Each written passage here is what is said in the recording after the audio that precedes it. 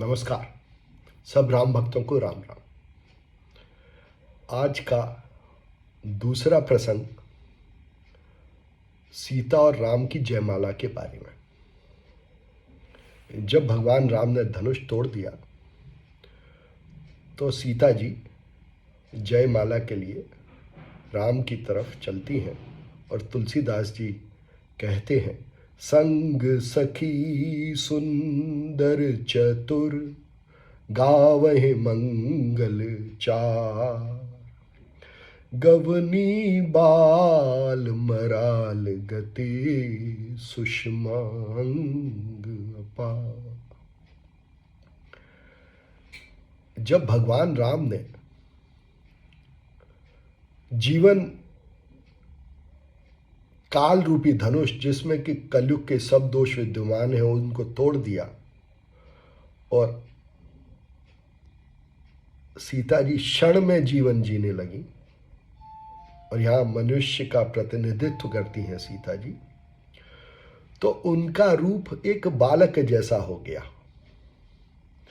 और बालक की तरह जिसके अंग में अपार सुषमा है, उस तरह सीता जी हो गई और प्रभु की तरफ चलने लगी।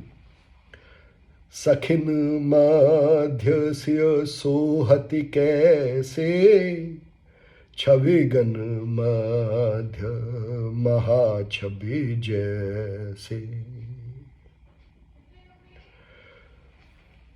तुलसीदास जी साफ साफ कहते हैं कि उस बाल रूप में सीता जी बिल्कुल अलग दिखाई देती हैं। सारी सहेलियों के बीच में, सारी छवियों के बीच में सीता जी की छवि बिल्कुल अलग दिखाई देती है, क्योंकि उनके जीवन में अब कलयुग के कोई दोष नहीं रहे।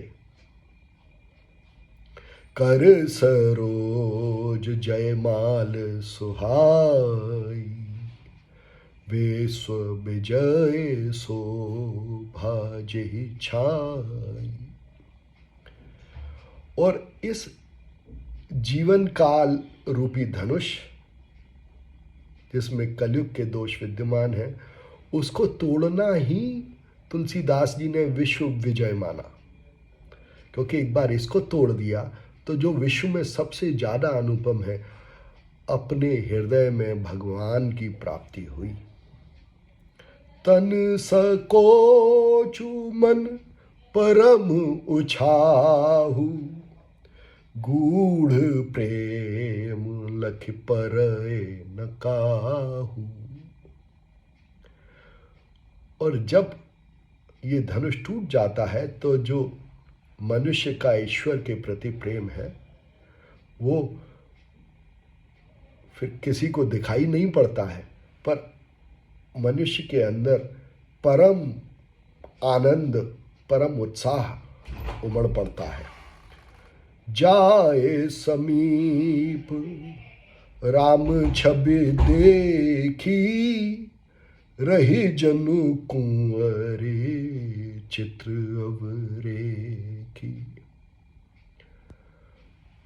और मनुष्य सीता जी की तरह अपने में ही जीने लगता है। उसको अपने कल की चिंता, बीते हुए कल की और आने वाले कल की जब चिंता समाप्त हो जाती है, तो वो क्षण में जीवन जीने लगता है, अपने में ही जीने लगता है।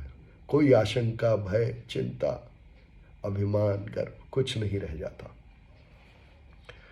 गावहि छवि अवलोक सहेली, सिय जय माल राम मेली। और जो हृदय में रहने वाले राम हैं, उसके जयमाला पहना के सीता जी उनका वर्ण करती हैं। मही पाताल नाक जसु व्यापा, राम बरी से भंजू चापा। और इस धनुष के तोड़ने का यश तीनों लोकों में, पृथ्वी पर, पाताल में और स्वर्ग में छा जाता है। क्या कि राम ने धनुष को तोड़ के सीता का वरण किया। तो जब मनुष्य अपने इष्ट ईश्वर को पाने के मार्ग पे चलता है, प्रयत्न करता है और उससे अतिशय प्रेम करता है, तो भगवान उसके जीवन में जो कलंक, कलयुग रूपी दोष है, उनको तोड़ के मनुष्य का वरण करते हैं, मनुष्य को अपने साथ लगा लेते हैं। यही सीताराम के विवाह की कहानी है, यही सीताराम के विवाह का तात्पर्य है। सोहते सिय राम के जोरी, छबे सिंगारू मनहु एक ठोरी। तो सीताराम जी के विवाह के बाद राम की छवि और सीता जी का श्रृंगार, ये एक ही शरीर में परिलक्षित होते हैं मनुष्य के। तो आप सबसे आग्रह, प्रार्थना कि अगर आप अपने हृदय में स्थित ईश्वर का वरण करना चाहते हैं